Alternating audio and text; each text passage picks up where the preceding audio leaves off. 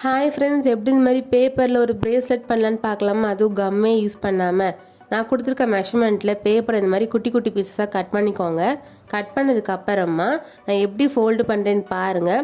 இதே மாதிரி நம்ம எல்லா பீசஸையும் ஃபோல்டு பண்ணி எடுத்துக்கலாம்.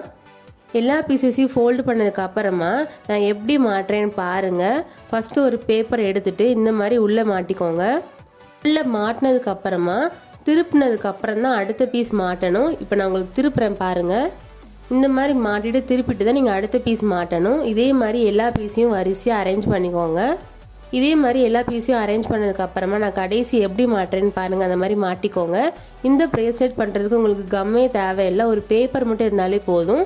நீங்களும் உங்களுக்கு பிடிச்ச கலர் சூஸ் பண்ணிவிட்டு இதை மாதிரி ட்ரை பண்ணி பார்த்து எப்படி இருந்துச்சுன்னு கமெண்ட் பண்ணுங்கள். நான் இதே மாதிரி எல்லோ கலர் பண்ணியிருக்கேன். இந்த 2 பிரேஸ்லெட்டில் உங்களுக்கு எது பிடிச்சிருக்குன்னு கமெண்ட் பண்ணுங்கள், ரோஸா எல்லோவான்ட்டு.